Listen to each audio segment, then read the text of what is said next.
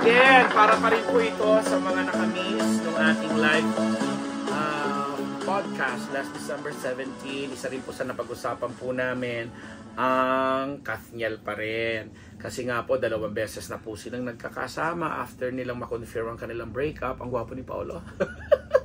2 beses na po silang nagkasama sa public event. At nauna na nga po dyan yung pasasalamat ng kapamilya sa Araneta Coliseum nung Christmas special po nila, na sinundan po yan nung AAA, Asian Artist Award or Academy Award, something like that, na binigyan din sila ng parangal ng majority ay mga Korean big stars. And then after that, sinabi nga po natin at nalabalitaan natin na dinilit na ni Daniel Padilla yung kanyang naging post na nagko-confirm na naghiwalay na sila ni Catherine, habang si Catherine nandoon pa rin ang kanyang post at hindi nagbabago. And ang dami-dami mga speculations, ang dami-dami mga sinasabi na kesyo ganito, palabas lang yan, kesyo nagkabalikan, kesyo baka na-pressure sila sa mga sponsors nila, may mga na-violate sila, etc. etc. Wala na po tayo sa ganung issue, wala na po tayo sa ganung usapin, kasi nga as we were saying, parang naayos naman po yun ng kanilang management team at ng kanilang legal team na tumitingin at sumisiguro na yung aspeto ng financial ng parehong Catherine and Daniel ay napapangalagaan. So sabi nga doon sa kanilang naging post, sabi nga mismo ng mga handlers nila, ng management outfit nila, na irespeto natin. And yan, nirerespeto naman natin. At nakakapagtaka lang talaga na biglang may ganung action or move itong si Daniel na ginawa, na nagbibigay tuloy ng samot-saring spekulasyon nga sa kanilang mga tagahanga.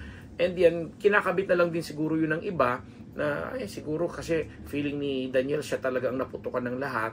Although sa mga habang pinapodcast po namin ito, nandoon pa rin yung mga pangalan ng mga di umano yung mga kaibigan nila na nakakaalam ng kanilang mga totoong issue, mga issue na talagang pinag-usapan na di umano naging dahilan, kesyo si ganito, kesyo si ganyan. May pangyayari pa dun sa AAA event na tinawag na cheater, binubu itong si Daniel, etc. Kaya may mga ganun daw pangyayari, kasi nga parang nararamdaman daw ngayon ni Daniel na alam mo, siya yung nasa losing side dahil sa history nga ng mga tandem, love team sa Philippines, mas nagiging matagumpay ang solo career ng babae kumpara mo sa mga career ng mga ka-love team nilang lalaki.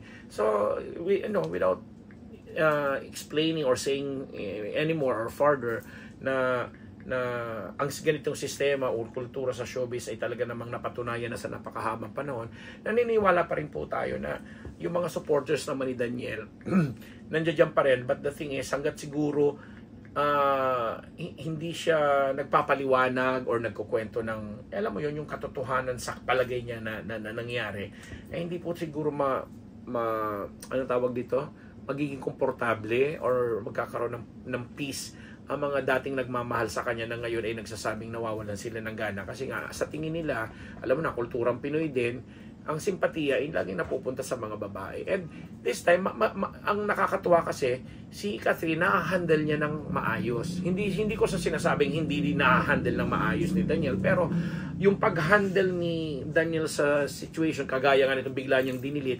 kakaiba sa ginagawa ni Catherine. So kung ito'y may ploy man or may mga behind or may mga istorya pa din na nakakaumay na nga kung tutuusin. Kung tutuusin talaga nakakaumay na. And yet ayaw naman nating maramdaman na niluloko tayo or pinaiikot-ikot tayo, lalo pa, 'di ba? Pag may mga public appearances or may mga public event na nandoon sila as Katniel, yun na lang talaga sinabi ko, yun. Masakit lang sa dibdib na parang yung mga ganitong pangyayari ay parang pin-feed na lang sa atin na kung ano na lang yung i-feed sa atin, yun na lang. Hindi naman. Tayo naman po yung nag-iisip, tayo rin po yung marunong sumuri, marunong kumilatis. Kaya sa mga darating na panahon, ang bawat isa sa kanila ay humingi sa atin ng suporta sa mga gagawin nilang projects o shows or whatever.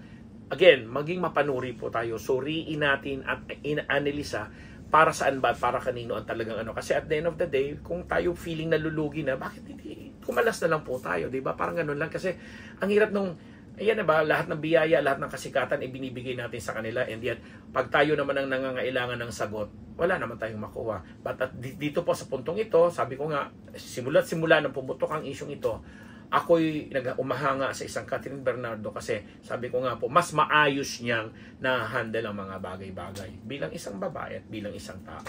Ako ang inyong lingkod, Papa Unbearable Ambet Nabus, saying Merry Christmas dito po sa Unbearable Channel. Thank you!